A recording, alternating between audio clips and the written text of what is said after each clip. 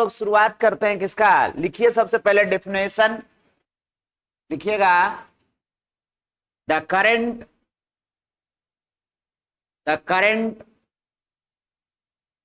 whose magnitude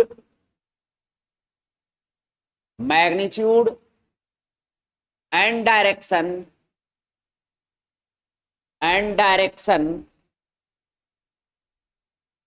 bracket में लिख लीजिएगा मस्ट, डायरेक्शन निश्चित तौर पर चेंज करना चाहिए। नई बात समझ में आया? बताया था ना पहले भी, अल्टरनेटिंग करंट किसको कहेंगे? जिसका डायरेक्शन चेंज कर गया तो अल्टरनेटिंग करंट कहेंगे, ठीक है। मैग्नीट्यूड चेंज करे अथवा, हाँ, the current whose magnitude and direction changes with respect to time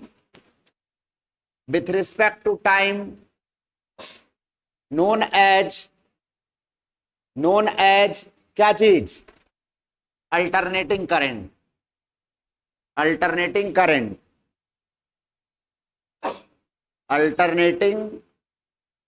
current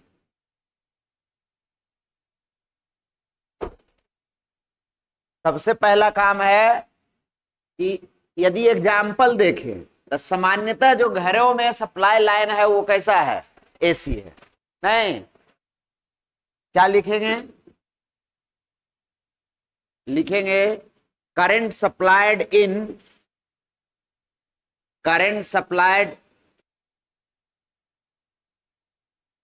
by electricity board.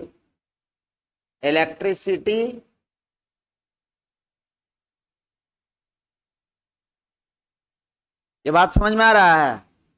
विद्युत बोर्ड द्वारा सप्लाई जो विद्युत धारा है वो कैसा है? Alternating current. With respect to time, हाँ, टाइम लिख लीजिए। समय के साथ यदि धारा का मैग्नीट्यूड और डायरेक्शन बदलता है। अब इसके बाद सबसे पहला बात है रिप्रेजेंटेशन। कैसे इसको रिप्रेजेंट करते हैं? बात समझ में आ रहा है? तो इसको रिप्रेजेंट करने का तरीका क्या है? देखो, साइन का ग्राफ याद होगा।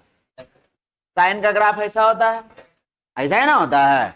इसी को छोटा कर दो, एक सर्किल बना लो और इसके अंदर साइन का ग्राफ। नहीं बात समझे? देखो, वहां इन्वर्टर में भी बनाया हुआ, यहां देखेगा, यहां देखो ऐसा लिखा हुआ है। बात समझ में आया? मतलब क्या है? जो यह आउटपुट देगा वो हर हमेशा क्या देगा? अल्टरनेटिंग करंट देगा। बात समझ में आया? इनपुट भी लेगा अल्टरनेटिंग करंट, बस बैटरी को चार्ज करने के लिए वो डीसी करंट को कन्वर्ट करेगा।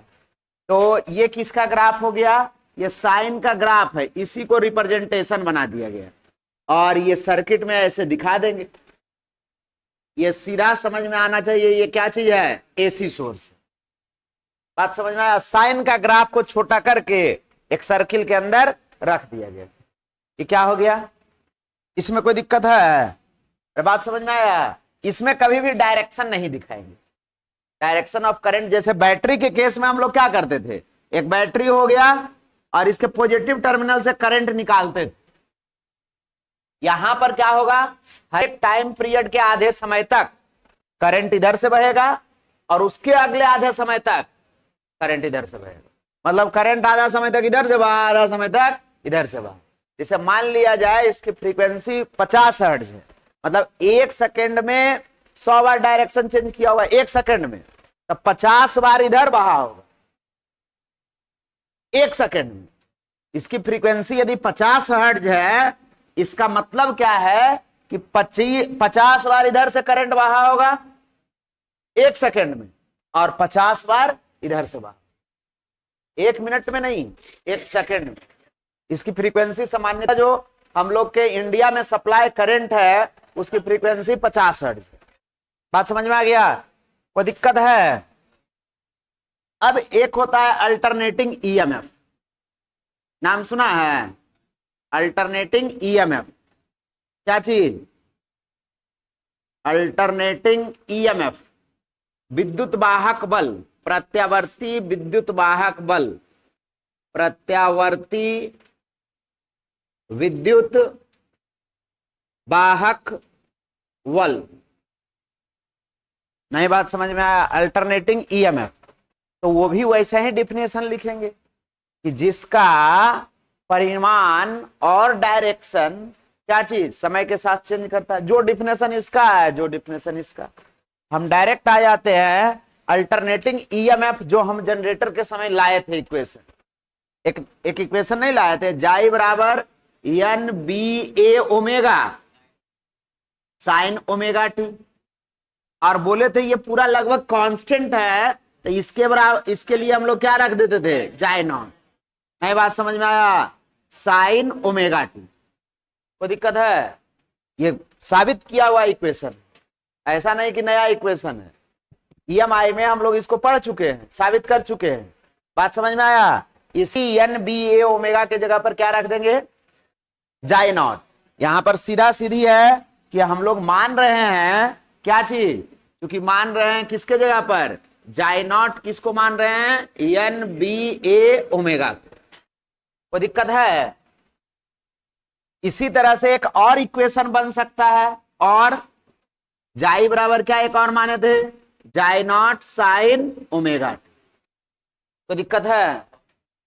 हाँ, कॉस ओमेगा टी। सही बात बता रहे हैं, ये क्या हो जाएगा, कॉस ओमेगा टी। कोई दिक्कत इसमें?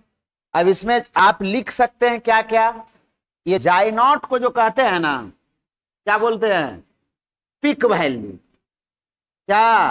Peak value of EMF.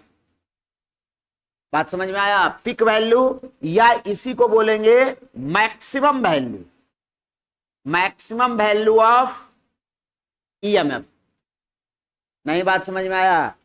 ये साइन का मैक्सिमम मान कितना होता है, तो ये जब 1 आ जाएगा तो ये कितना देगा करंट, ईएमएफ का मान, जाई नॉट। अरे बात बुझा रहा है? अरे साइन का मैक्सिमम मान कितना, 1, और जब साइन का मैक्सिमम मान 1 तो ये जाई का मैक्सिमम मान कितना आ जाएगा, जाई नॉट। कॉस का भी मैक्सिमम मान कितना, 1, तो उस समय जाई का मैक्सिमम मान कितना हो जाएगा, जाई नॉट। इसी को कहते हैं विद्युत वाहक बल का महत्तम मान। विद्युत वाहक बल का महत्तम मान। बात समझ में आ गया? पिक वैल्यू बोलिए, या क्या चीज बोल सकते हैं इसी को, कोई दिक्कत है? अब इसमें है एक ओमेगा। ओमेगा को क्या कहते हैं, बोलिए, एंगुलर फ्रीक्वेंसी। क्या बोला जाता है, एंगुलर फ्रीक्वेंसी, या वेलोसिटी भी बोल सकते हैं। ऐसे सामान्यतः जब 1 सेकंड में 1 से ज्यादा चक्कर लगाने लग जाए तो उसको हम लोग क्या बोलते हैं, एंगुलर फ्रीक्वेंसी। एंगुलर फ्रीक्वेंसी मतलब कोणीय आवृत्ति, इसको क्या बोलेंगे, कोणीय आवृत्ति। कोई दिक्कत है? और इसके बराबर एक फॉर्मूला पढ़े थे, ओमेगा बराबर 2 पाई अपॉन टाइम पीरियड, या इसी को कहे थे 2 पाई इंटू न्यू फ्रीक्वेंसी। यहां पर टी फॉर क्या हो जाएगा, यहां पर टी फॉर क्या हो जाएगा, टाइम पीरियड, टाइम पीरियड, और न्यू बराबर क्या हो जाएगा, फ्रीक्वेंसी।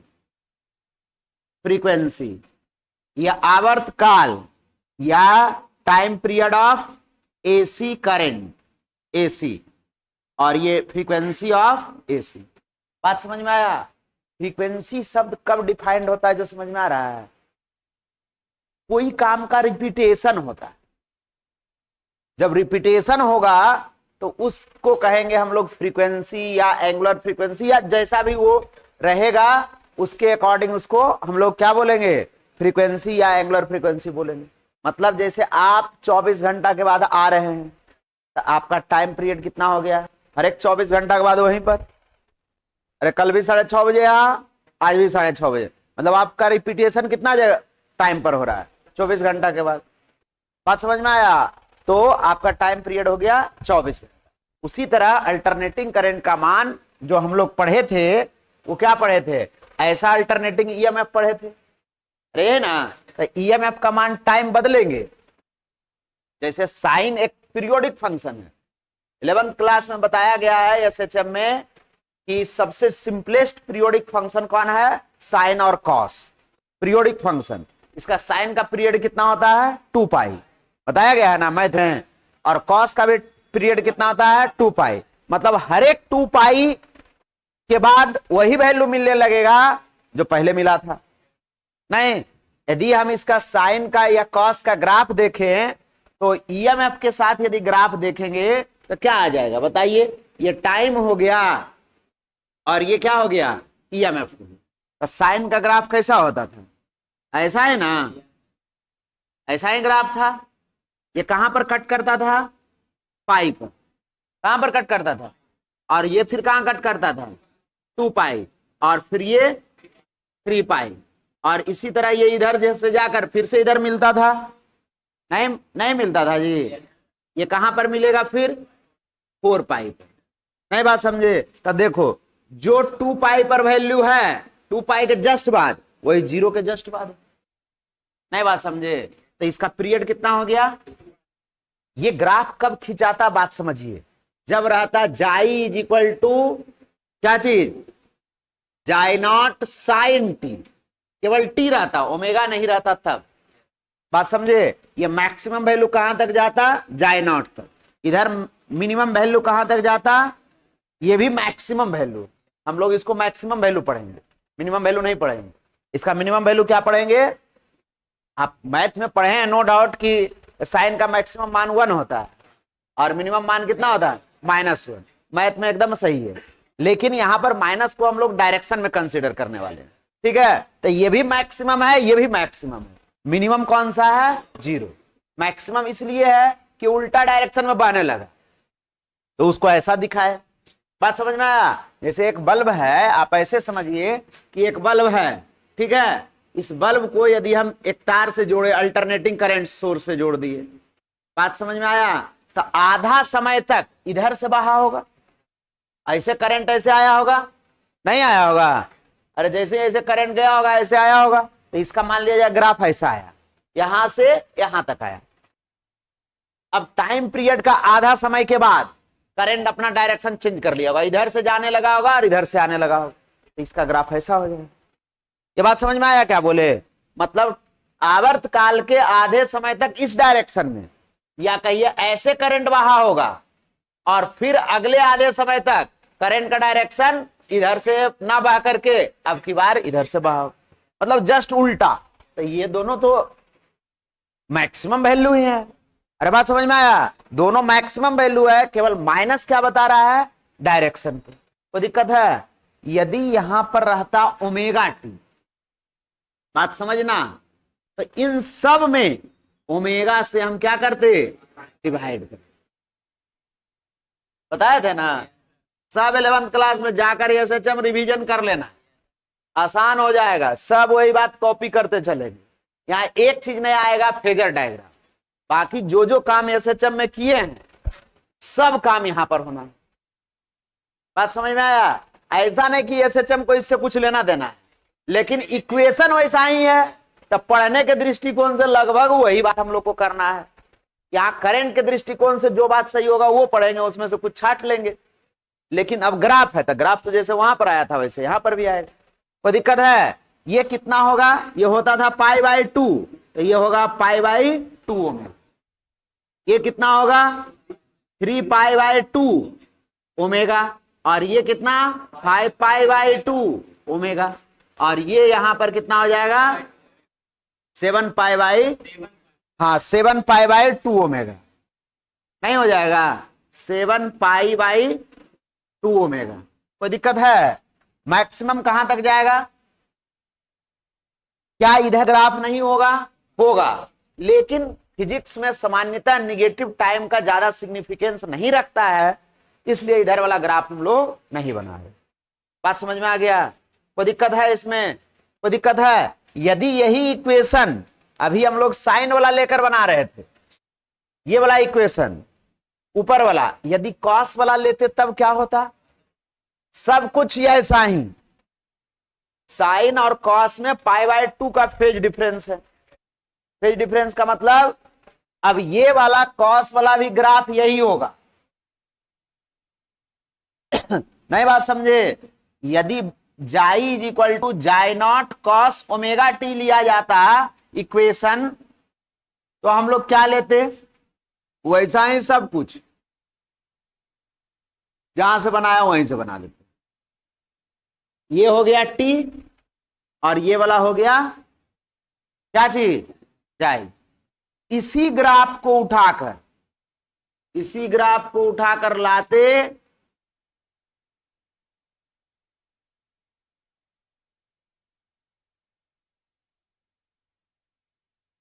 रखना चाहिए हमको ऐसे ना, बात समझा? लेकिन रखेंगे पाई बाई 2 शिफ्ट करा दिए। कितना शिफ्ट करा दिए? बात बुझाया? ग्राफ वही है, अंतर क्या हो रहा है कि जो ग्राफ था 0 से शुरू हो रहा था, ऐसा रखे तो किसका ग्राफ हो गया? साइन का। किसका ग्राफ हो गया? और इसको उठाए सब कुछ वैसा ही, कोई अंतर नहीं। इस ग्राफ को उठाए और यहां पर शिफ्ट कर दिए, पाई बाय 2 पीछे ले आए, तो किसका ग्राफ बन गया? बस साइन और कॉस में इतना ही अंतर, साइन और कॉस में। अब यहां पर क्या हो जाएगा? ये पहले था इधर था तो पाई, अब उसमें से आधा इधर घस का, तो कितना बचेगा? पाई बाय 2। ये कितना बचेगा? 3 पाई बाय 2। और ये कितना बचेगा? 5 पाई बाय 2। बात बुझा रहा है? यदि कॉस का ग्राफ होता तो ऐसा ही होता, तो हम इसको जहां था वहां से रख देते हैं, यहां नया ग्राफ बना देते हैं। नहीं, यहां पर रख दिए,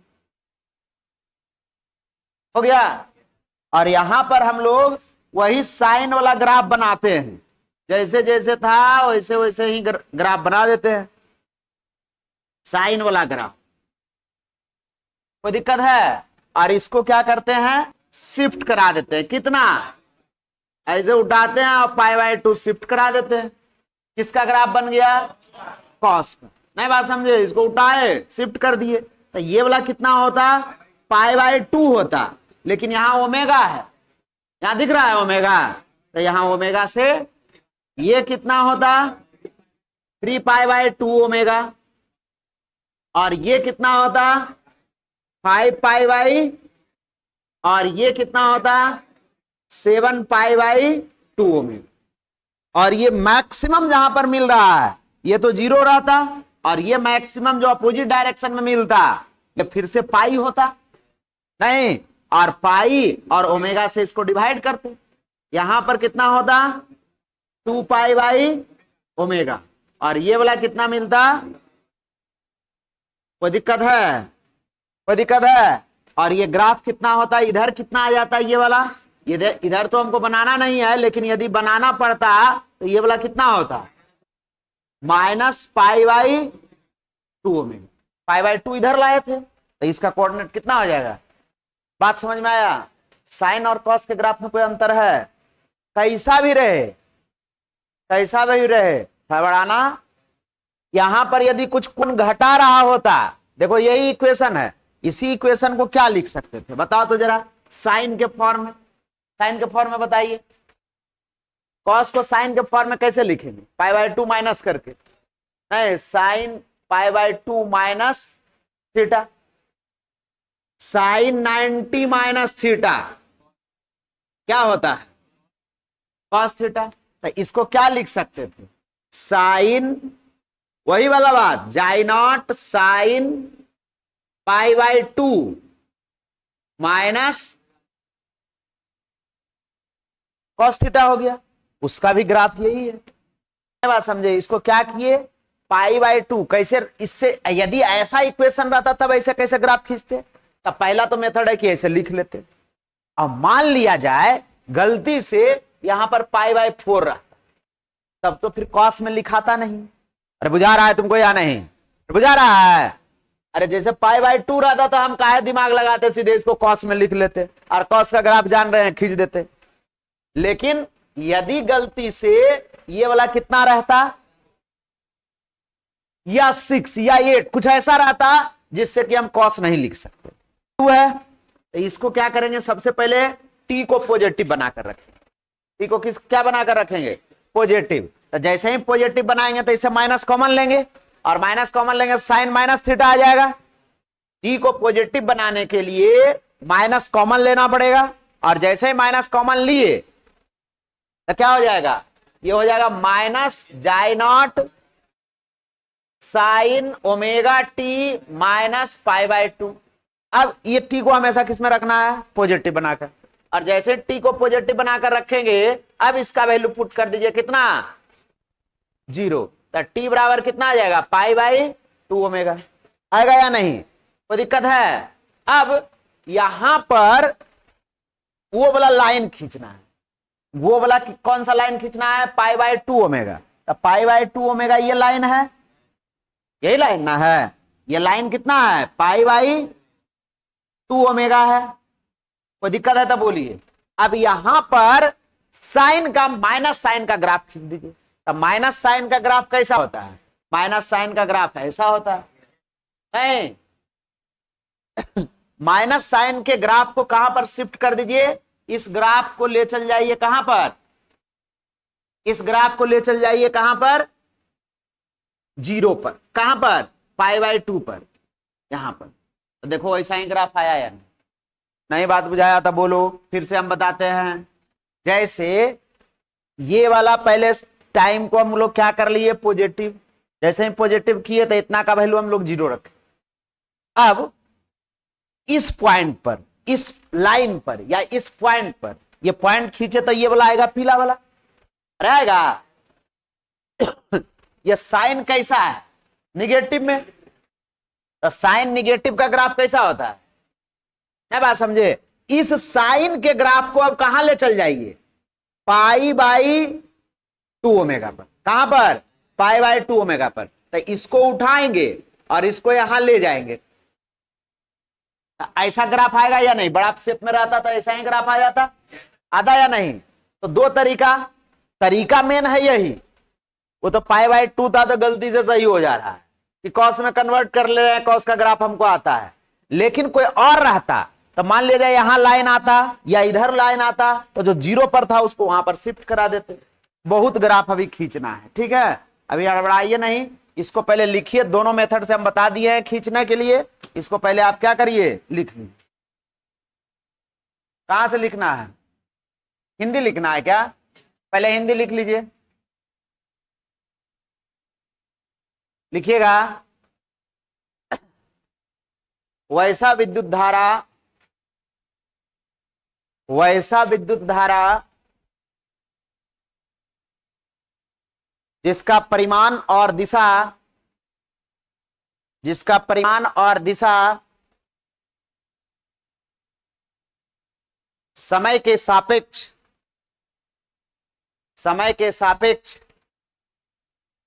परिवर्तित होता है, समय के सापेक्ष परिवर्तित होता है, समय के सापेक्ष परिवर्तित होता है, प्रत्यावर्ती धारा कहलाता है।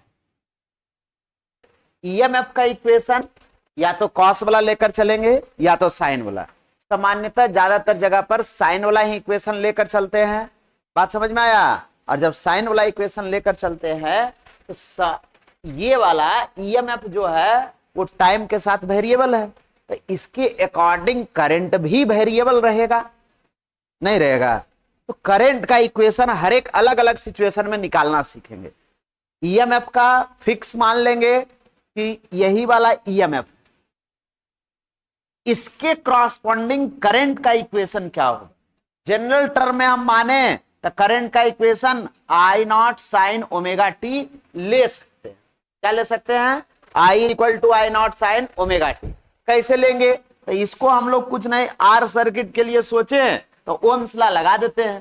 तो ओम्स लॉ में क्या पढ़े थे, देखेगा इधर, ओम्स लॉ में V equal to I R, यही ना। यहां पर इसी को लिख सकते हैं जाई आर, जाई इक्वल टू आई आर। तो आई का मान निकालेंगे तो जाई बटा आर हो जाएगा, और जाई का मान हम लोग मानकर चले हैं जाई नॉट साइन ओमेगा टी। ये वाला भी नहीं है, ऐसा मानकर चलिए कि ईएमएफ का मान इतना दिया हुआ है तो आई का मान कितना होगा। तो ये क्या आ गया, आई बराबर जाई नॉट बटा आर साइन ओमेगा टी। नहीं, बात समझ में आया। और इसी J नॉट बटा आर को हम लोग कह सकते हैं क्या चीज, I नॉट। फिलहाल मान कर चल सकते, कोई दिक्कत है? कोई दिक्कत है? अभी हम लोग आगे जब बात पढ़ेंगे इसी को, तो हम लोग क्या पढ़ने वाले हैं, अल्टरनेटिंग करंट का इक्वेशन में अलग अलग निकालेंगे। जैसे आर सर्किट के लिए ऐसा हो गया, एल सर्किट के लिए कुछ और होगा, सी सर्किट के लिए कुछ और होगा, एल आर सर्किट के लिए कुछ, जैसे जैसे सर्किट अलग अलग पढ़ेंगे उसमें करंट का इक्वेशन कुछ चेंज करेगा। बहुत बड़ा चेंज नहीं होगा, थोड़ा सा चेंज करेगा, और वो चेंज क्या करता है वही चेंज को हम लोग को पढ़ना। बात समझ में आया? तो सबसे पहला बात, समस्या क्या है, जो अभी हम समस्या का जिक्र कर रहे थे, वो यदि हम लोग अल्टरनेटिंग करंट मानकर चलें, कैसा मानकर चलें, अल्टरनेटिंग करंट का इक्वेशन जो है वो कैसा मान लें, अल्टरनेटिंग करंट आई का मान जो हम लोग मान लेते हैं simply I not sine omega T. अब समस्या क्या है जो समझिए, कि टाइम बदलेगा तो करंट का मान बदलेगा, इसमें कोई दिक्कत है? जैसे वहां पर पढ़े थे, I नॉट को कहेंगे पिक वैल्यू ऑफ करंट, कहेंगे या नहीं, पिक वैल्यू ऑफ क्या चीज, करंट, और इसी को बोल सकते हैं मैक्सिमम वैल्यू ऑफ करंट, नहीं बोल सकते हैं? ये बोला जा सकता है या नहीं? या इसी को धारा का महत्तम मान, धारा का क्या चीज, महत्तम मान, कोई दिक्कत है तो बोलिए इसमें। अब समस्या क्या है कि टाइम बदला, करंट बदला, तो यदि हम एक एमीटर लगा दें सर्किट में, अभी अल्टरनेटिंग करंट ये ले रहा होगा, इसके सर्किट सीरीज कॉम्बिनेशन के साथ एक एमीटर को जोड़ दी तो करंट बताएगा, 2 ampere, 5 ampere, 10 ampere, 20 ampere, 100 ampere, कुछ भी बता रहा होगा, जैसा इंस्ट्रूमेंट होगा उसके अकॉर्डिंग कुछ ना कुछ बताएगा। अब बताया जाए कि वो कौन सा करंट बताएगा। करंट का मान तो एक्चुअली कभी जीरो भी हो रहा है, टी का वैल्यू जीरो रखे, 2 पाई रखे तो उसके अकॉर्डिंग क्या हो रहा है, कभी जीरो, कभी J नॉट, I नॉट, कभी कुछ, हर इंस्टेंट ऑफ टाइम पर इसका भी ग्राफ खींचेंगे तो ऐसा ही ग्राफ होगा। टाइम जैसे ही थोड़ा सा भी बदला तो करंट का मान भी बदला, कभी मैक्सिमम हो गया, कभी घटने लगा, कभी जीरो हो गया, फिर अपोजिट डायरेक्शन में बढ़ने लगा। लेकिन यदि एमीटर लगाएंगे तो वो तो कुछ ना कुछ करंट शो करता है, 5 एम्पियर, 10 एम्पियर, 20 एम्पियर कुछ शो करता है। कौन सा करंट शो करता है, कब का करंट शो करता है, क्या मैक्सिमम वैल्यू करंट शो करता है या कुछ और शो करता है, क्या शो करता है, ये सबसे पहला समस्या है। अरे बुझाया क्वेश्चन क्या बोल रहे हैं, जो समझ में आया, कि जब एमीटर लगाए तो वो दिखाया, मान लिया जाए 5 एम्पियर, तो कौन सा करंट, पिक वैल्यू या किस टाइम वाला करंट, मिनिमम है, मैक्सिमम है, या बीच वाला है, या एवरेज वैल्यू है, कौन सा वैल्यू बताएगा। बात समझ में आया? तो ये सबसे पहला समस्या यहां पर क्या है कि चूंकि करंट टाइम के साथ बदल रहा है तो एमीटर या अलग अलग सिचुएशन में कौन सा करंट को हम लोग वहां पर रीड कर रहे होते हैं, या हमको कौन सा करंट देखना है। ये बात बुझा रहा है? बात समझ में आया? तो हम लोग इसके लिए 2 तरह का करंट पढ़ेंगे। सबसे पहला करंट का नाम देंगे क्या चीज, मीन वैल्यू ऑफ करंट या मीन करंट, या इसी को कहते हैं क्या चीज, एवरेज करंट। कौन सा, एवरेज करंट। बात समझिएगा, एवरेज करंट। लेकिन जैसे ही एवरेज करंट का बात आएगा, आई एवरेज, तो साइन का एवरेज वैल्यू होता है 0। बात समझे? अभी केवल हम क्रिएट कर रहे हैं क्वेश्चन। जैसे ही साइन का ग्राफ बनाइएगा तो एवरेज वैल्यू, तो जितना ऊपर वाला को जोड़ के आएगा उतना ही नीचे वाला का इतना टाइम पीरियड तक आ जाएगा। तो दोनों को जोड़ेंगे, ये पॉजिटिव और ये निगेटिव, तो एवरेज वैल्यू हमेशा कैसा देगा, एवरेज वैल्यू निकालने आता है ना, औसत निकालने आता है ना। जैसे औसत लंबाई क्लास वाला को निकालना है, क्लास वाला विद्यार्थी का, तो क्या करते हैं, सब विद्यार्थी के लंबाई को लिख लिख के जोड़ दिए और बटा डिवाइड कर दिए किससे, संख्या से। 10, 20, 50, 100 विद्यार्थी जो है उस संख्या से क्या कर दिए, तो क्लास के विद्यार्थी का औसत लंबाई निकलेगा। यहां पर भी हम लोग का औसत मान निकालना है तो यही करेंगे। क्या करेंगे? औसत मान। इस प्रत्येक करंट को, जैसे यहां पर एगो करंट है, यहां पर करंट है, इस सब करंट को जोड़ेंगे। कितना करंट हो जाएगा? इनफाइनाइट। बुझाया? अरे करंट हर एक समय पर टाइम बदला, टाइम जैसे यहां पर जीरो पर जीरो करंट था, जीरो से थोड़ा सा बढ़े तो करंट तो थोड़ा सा बढ़ गया होगा, और थोड़ा सा बढ़े फिर बढ़ा होगा, ये बढ़ते बढ़ते यहां तक गया होगा, फिर घटने लगा होगा। तो इस प्रत्येक टाइम वाला को जोड़े और उस टाइम की संख्या से डिवाइड किए। इसी जोड़ने के तरीका को कहते हैं इंटीग्रेशन। वैसे चीज को जोड़ना है जो किसी किसी दूसरे फिजिकल क्वांटिटी के साथ वेरिएबल है, तो उसी जोड़ को हम लोग कैसे मेथड से सीखे हैं? इंटीग्रेशन से। नहीं बात समझे? जैसे एक्स स्क्वायर का इंटीग्रेशन कर रहे हैं, इसका मतलब जो y is equal to X square का ग्राफ है, उसके सब वैल्यू को हम लोग क्या कर रहे हैं? जोड़ रहे हैं। ना बात समझे? इसी को जब अलग अलग संख्या को जोड़ते हैं तो सिग्मा से रिप्रेजेंट करते हैं, याद है? नहीं, समेशन ऑफ, इसको क्या पढ़ते हैं? सिग्मा या समेशन ऑफ। और जब एकदम वेरिएबल रहे फिजिकल क्वांटिटी, तब फिर उसको जोड़ने का तरीका क्या सीखे हैं? पहला मेथड तो यही है कि प्रत्येक करंट को जोड़िए, साइन को टी के साथ इंटीग्रेट करिए। कितना टाइम तक? 0 से t टाइम तक, और t से डिवाइड कर दीजिए तो एवरेज वैल्यू आ जाएगा। ना बात समझ में आया? अरे बात समझ में आया? और दूसरा कि चार्ज से रिलेट करके इसको देख सकते हैं कि एक टाइम पीरियड में जितना चार्ज बहा, वही यदि कांस्टेंट रेट से बहता तो एवरेज करंट कितना बनता। नहीं बात समझ में आया? दूसरा सोचने का तरीका क्या है कि मान लिया जाए कि किसी सर्किट से प्रवाहित हुआ अल्टरनेटिंग करंट, कौन सा? आई नॉट साइन ओमेगा टी। कितना देर तक? टी टाइम तक। टी मतलब टाइम पीरियड, टाइम तक बहा, तो कितना चार्ज प्रवाहित किया निकाल लिए। कैसे निकालेंगे चार्ज? तो टाइम के साथ वेरिएबल है, आई का वैल्यू रख देंगे D Q upon D T, यहां से इंटीग्रेशन करके क्यू का वैल्यू निकाल लेंगे। अब जितना चार्ज एक टाइम में बहा, यदि वो कांस्टेंट रेट से बहता तो वो चार्ज और बटा टाइम कर देते, तो फिर वो कांस्टेंट करंट आ जाता। उसी कांस्टेंट करंट को हम लोग क्या नाम दे देंगे? Average current. तो इतना बात समझ में आ रहा है कि यदि एक टाइम पीरियड में निकालेंगे तो एवरेज चार्ज फ्लोन या टोटल चार्ज फ्लोन कैसा दिखा देगा? 0। क्यों दिखा देगा 0? अभी यही बात बताए ऊपर कि जितना करंट इस डायरेक्शन में प्रवाहित हुआ, मतलब कहिए जितना चार्ज इस डायरेक्शन में प्रवाहित हुआ, टाइम पीरियड के अगले आधे समय तक फिर से इस डायरेक्शन में प्रवाहित हो जाएगा।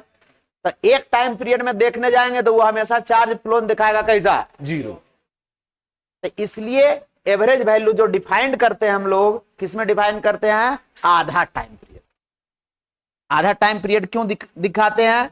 क्योंकि जान रहे हैं कि पूरा वैल्यू लेंगे तो जितना पॉजिटिव उतना निगेटिव, जब भी ये डिफाइंड होगा तो कितना में हो पाएगा। और यदि कोई गलती करके पूछ दिया क्वेश्चन में कि अल्टरनेटिंग करंट का एक टाइम पीरियड में चार्ज फ्लोन कितना होगा, तो बिना कैलकुलेशन किए मार देंगे कैसा? या एवरेज करंट पूछ दिया एक टाइम पीरियड में 0। अभी हम मैथमेटिकली भी साबित कर दे रहे हैं, ऐसा नहीं कि हवा में खाली कहानी सुना करके लपेट रहे हैं। बात समझ में आया? तो हम लोग को करना क्या है? एक तो एवरेज करंट पढ़ना है, ये चार्ज पर आधारित है, लेकिन कुछ ऐसा जगह है, बात सुनेगा पहले, कुछ ऐसा जगह है जहां पर करंट इधर से बहे व इधर से बहे, वो अपना काम कर ले। जैसे मान लिया जाए हीटिंग एलिमेंट, हीटर है, नहीं बात समझे? एक हीटर का कॉइल और इसको हम अल्टरनेटिंग करंट से जोड़ दिए, नहीं बात समझे? तो इसको इससे मतलब नहीं है कि करंट इधर से आ रहा है कि इधर से आ रहा है, इससे करंट गुजरेगा तो ये क्या करेगा? उसको हिट में बदल देगा। बात समझ में आया? तो ऐसे जगह पर एवरेज करंट की जरूरत नहीं है। बात पहला समझ में आया? क्या बोले? अरे बात समझ में आ रहा है? जैसे हीटर में करंट इधर से दे, इधर से बाहर या इधर से बाहर, उसको डायरेक्शन से कोई लेना देना। इधर से भी करंट बहेगा तो उसको क्या करेगा, लॉ हीट में हम बदल देते हैं, और इधर से भी आया तो कहेगा लॉ हम हीट में बदल देते हैं। ये बात समझ में आया। तो ऐसे जगह पर एवरेज वैल्यू हम लोग काम में नहीं लेते हैं। ऐसे जगह पर हम लोग कौन सा करंट का काम में लेंगे, आरएमएस करंट। कौन सा current, root mean square current.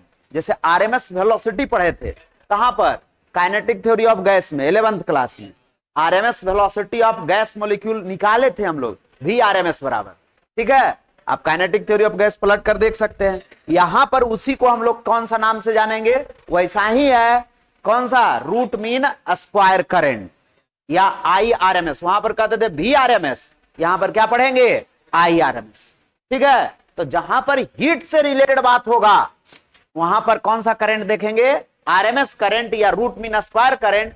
और जहां पर चार्ज से रिलेटेड बात होगा कि कितना चार्ज प्रवाहित हुआ या चार्ज के कारण कोई काम हो रहा है, तो वहां पर क्या करेंगे, एवरेज करंट लेंगे। दूसरा बात कि ज्यादातर जगह पर हीट में ही बदलता है, तो हम लोग को 90% जगह पर मानकर चलिए नहीं भी समझ में आ रहा है तो मान लेना है कौन सा करंट, आरएमएस करंट। नहीं बात समझे, क्योंकि ज्यादातर जो इंस्ट्रूमेंट आधारित है हम लोग का वो किस पर है, या तो मैग्नेटिक इफेक्ट ऑफ करंट पर आधारित है या तो हीटिंग इफेक्ट ऑफ करंट पर आधारित है। चार्ज पर की वो केवल उसी जगह पर होता है जहां इलेक्ट्रोलाइटिक सेल है, या बैटरी को चार्ज करना है तो वहां पर चार्ज से रिलेटेड बात होगा। लेकिन ज्यादातर केस में हम लोग को क्या देखना है, आरएमएस करंट, मतलब हीट से रिलेटेड बात देखना है। तो नहीं भी कहीं पर समझ में आ रहा है कि कौन सा करंट दिया हुआ और हम लोग को तुक्का लेना पड़ जाए, तो उस तुक्का में कौन सा लेंगे, आरएमएस करंट। नहीं बात समझे, ये कंफर्म हम नहीं बोल रहे हैं कि हर हमेशा आरएमएस करंट ही लेंगे, लेकिन ज्यादातर जगह पर प्रैक्टिकली डाटा हम ये बता रहे हैं कि ज्यादातर जगह पर कौन सा करंट यूज आएगा, आरएमएस करंट। तो हमको यदि एग्जाम में या क्वेश्चन बनाते समय तुक्का भी लगाना है तो तुक्का किस पर लगाएंगे, आरएमएस करंट, कि यहां पर कौन सा करंट यूज हो रहा होगा, तो आरएमएस करंट। या कोई करंट का मान दिया हुआ है लेकिन समझ में हमको नहीं आ रहा है कि कौन सा ये करंट दिया हुआ है, क्वेश्चन को सोल्व करना है, तो उसमें हम अपने मन से मान लेंगे कौन सा, नहीं भी कुछ बुझा रहा है तब पर। बात समझ में आया। तो सबसे पहले हम लोग एवरेज करंट को डिफाइन करते हैं, लिखिए, हेडिंग लगाइए और लिखिए एवरेज करंट। अच्छा, और नीचे करें,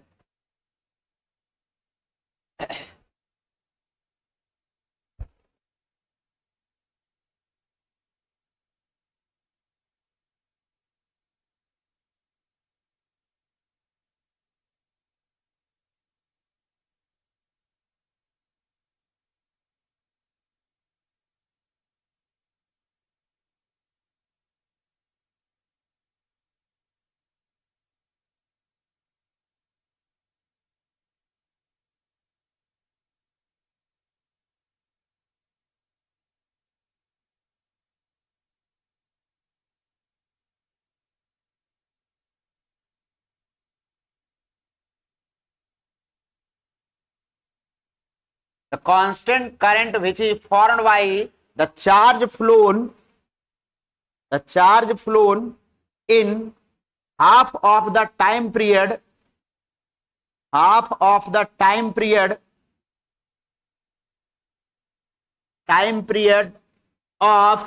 alternating current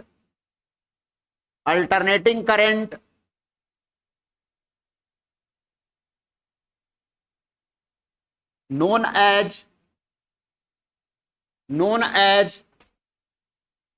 mean current और एवरेज करंट। मीन करंट और एवरेज करंट लिखिए हिंदी,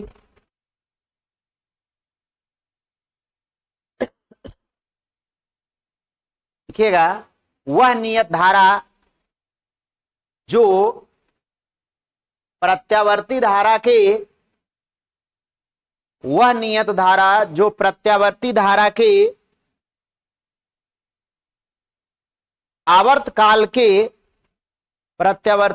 आवर्तकाल के आधे समय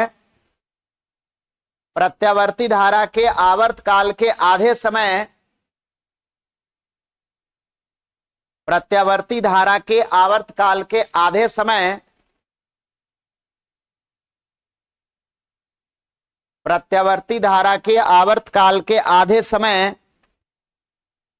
में प्रवाहित आवेश द्वारा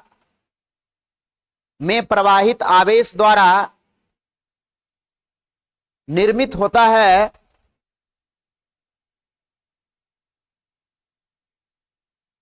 क्वेश्चन पूछा हुआ है ना, निर्मित होता है औसत धारा कहलाता है। अभी साबित भी देखो कर दे रहे हैं इसी बात को। देखिए क्वेश्चन पूछा हुआ है बाबू, यही वाला, mean value of alternating current in full cycle. नहीं बात समझे, मतलब एक टाइम पीरियड में कैसा 0। बात समझ में आया? दिया हुआ है I/2 I 2I इस तरह से लिखा हुआ है। नहीं जानिएगा तो 0 पर ध्यान नहीं जाएगा। नहीं बात समझ में आया? समझने की बात होती है, ये सब चैप्टर बाबू समझना। बात समझ में आया? इसमें वैसा नहीं है, एक तो फिजिक्स ही वैसा सब्जेक्ट नहीं है। पहला कुछ चैप्टर जैसे मैग्नेट और मैग्नेटिक मटेरियल पढ़े तो उसको याद करना है, कौन सा पैरामैग्नेटिक है, फेरोमैग्नेटिक का क्या गुण है, पैरामैग्नेटिक का क्या गुण है, ये सब क्या था याद करना था। अर्थ चुंबक का कौन कंपोनेंट किधर होता है थोड़ा सा समझना है, बाकी सब उसमें भी क्या करना है याद रखना है। लेकिन ये सब चैप्टर EMI कुछ याद नहीं रखना, एगो फैराडेज ला याद रख लिए, लेंज ला याद रख लिए, काम चल रहा है। बात समझे? बहुत कम याद रख के काम चलाया जाता है ये सब चैप्टर में, चूंकि पढ़ना ही नहीं। पहले क्लास क्या बोले थे, EMI भी पढ़े तो वही बात बोले थे कि फैराडेज ला पढ़ लिए। अब इसी बात को हम लोग को 4-5 क्लास में लगाने के लिए सीखना है कि फैराडेज ला अलग अलग सिचुएशन में कैसे लगाते हैं। यहां पर भी 3 गो सर्किट पढ़ना है मेन रूप से, L सर्किट, R सर्किट और C सर्किट। ये तीनों सर्किट पूछा कभी नहीं है, लेकिन जो भी सर्किट पूछा है इसके बिना बनेगा भी नहीं। बात समझ में आया? तो हम लोग अभी क्या करते हैं, मान लेते हैं अल्टरनेटिंग करंट कैसा, अल्टरनेटिंग करंट कैसा मान लेते हैं। अल्टरनेटिंग करंट अभी माने थे ना जी, हाँ, अल्टरनेटिंग करंट मान लेते हैं जनरल वैल्यू में I0 साइन ओमेगा टी। कोई दिक्कत है? तो हम लोग को निकालना है क्या, charge flown in half of the time period. कितना देर में निकालना है, क्योंकि जान रहे हैं फुल टाइम पीरियड में निकालने जाएंगे 0 हो जाएगा। बात समझ में आया? तो पहले निकालते हैं चार्ज फ्लोन इन कितना time, in a small time dt। मतलब मान ले रहे हैं कि dt समय तक कांस्टेंट करंट बहा होगा, तो कितना हो जाएगा, चार्ज dq बराबर, नहीं बात समझ में आया, dt टाइम में प्रवाहित आवेश dq बराबर क्या हो जाएगा, I और इंटू dt। अरे I बराबर dq बटा dt होता है, तो छोटा समय में प्रवाहित चार्ज कितना होगा, I इंटू dt। तो dq बराबर आ जाएगा I0 साइन ओमेगा टी और इंटू dt। नहीं, चार्ज फ्लोन अब कितना देर में निकालेंगे, चार्ज फ्लोन इन, बोलिए, in half of the time period, half of the time period, half of the time period मतलब कितना, T/2।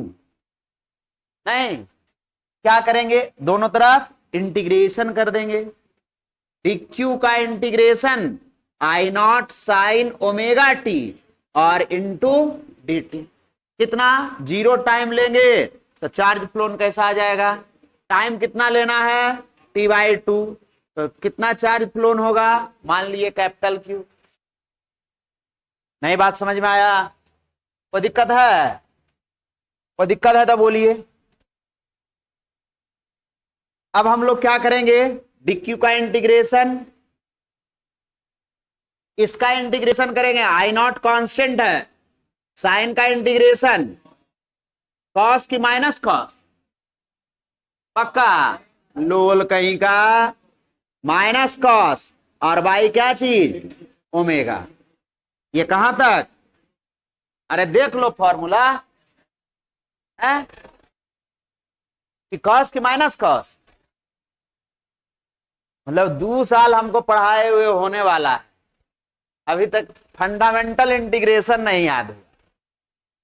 बात समझ में आ गया? अपर लिमिट पुट करेंगे -0 I0, कोई दिक्कत है? कितना आ गया? I0 अपर लिमिट पुट करिए किसके जगह पर? तो माइनस कॉस ओमेगा को रख दीजिए, कितना? 2π/t अभी लिखे थे, और इस t के जगह पर अपर लिमिट पुट कर दीजिए बटा ओमेगा। कोई दिक्कत है? माइनस और एक और माइनस मिलकर हो गया कैसा? ये वाला माइनस और एक अपने मन से लगाते हैं, तो कॉस ओमेगा और इंटू 0 लोअर लिमिट t के जगह पर रखे और बटा ओमेगा। कोई दिक्कत है?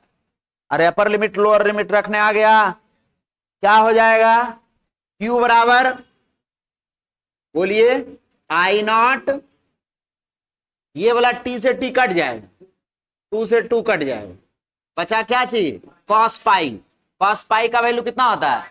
-1, और ये वाला माइनस मिल गया तो +1, और नीचे में बच गया। कोई दिक्कत है? और cos 0 का वैल्यू कितना? 1 और बटा ओमेगा। चार्ज फ्लोन कितना आ गया? ये 2/ओमेगा आ जाएगा, नहीं आ जाएगा? तो आ जाएगा 2I0 बटा ओमेगा। कितना देर में? कितना देर में? हाँ, टाइम पीरियड के आधे समय। गलती से कोई कहता कि नहीं हमको बताइए सर 0 पूरा कैसे आएगा पूरा टाइम पीरियड, तो यहां क्या लेते? यहां क्या आता? नहीं, ये 2 बच जाता, t से t कट जाता, बचता 2π। cos 2π का मान cos 0 के बराबर होता है, cos 0 का वैल्यू 1, तो यहां पर 1 रखते तो ये वाला माइनस रह जाता, और यहां पर ये दोनों कट कर 0 हो जाता, तो चार्ज फ्लोन कैसा आ जाता? यही बात अभी बता रहे थे कि एक साइकिल में जैसे ही लीजिएगा तो हर समय चार्ज फ्लोन कैसा दिखाएगा? यही चार्ज यदि कांस्टेंट रेट से बहता तो एवरेज करंट कहलाता। कौन सा करंट कहलाता? एवरेज करंट कहलाता, नहीं कहलाता? तो एवरेज और मीन करंट, मीन करंट बराबर क्या लिखते? बोलिए, I एवरेज क्या हो जाता? चार्ज, टोटल चार्ज जो फ्लो किया, और बटा क्या चीज? जो टाइम लगाया। तो I एवरेज बराबर हो गया चार्ज फ्लोन आ गया Q का वैल्यू, Q और इंटू बटा T, तो Q का वैल्यू हो गया 2I0 बटा ओमेगा, और पूरा का बटा में I0 बटा ओमेगा, और टाइम कितना लिए? T/2, नहीं, कितना टाइम लिए थे? T/2। तो I एवरेज बराबर आ गया 2I0 बटा ओमेगा को लिख दिए 2π बटा टाइम पीरियड, तो टाइम पीरियड ऊपर चल गया, और इसको पलटी मार दिए 2 बटा t आ जाएगा, तो 2 से 2 कट गया, t से t कट गया। I एवरेज बराबर क्या आ गया? 2I0 बटा पाई। बात समझ में आया? I0 क्या है? I0 क्या है? पिक वैल्यू ऑफ करंट या मैक्सिमम वैल्यू ऑफ करंट। तो एवरेज वैल्यू कितना आएगा? कितना आएगा? 2I0 बटा, ध्यान रखना है कितना देर में? T/2 time period. नहीं बात समझे? पूरा टाइम पीरियड में पूछा, कोई और टाइम पीरियड में पूछा तो एवरेज वैल्यू चेंज करेगा। बात समझे? एवरेज वैल्यू क्या करेगा? चेंज करेगा। पूरा टाइम पीरियड में पूछेगा तो बता देंगे 0, और कोई टाइम मान ले 0 से बोला T/4 टाइम, इंटीग्रेशन करते समय भी यहां पर भी T/4 रखते, और फिर यहां पर भी T/4 रखते। नहीं बात समझ में आया? जिस टाइम में पूछेगा, जिस टाइम इंटरवल में पूछेगा, उस टाइम इंटरवल में इंटीग्रेशन करेंगे और उसी टाइम इंटरवल से डिवाइड करेंगे, तो ये आ जाएगा क्या चीज? एवरेज करें। इसको आप लिख लीजिए पहले। डेफिनेशन लिख लिया ना? लिखिए यहां से।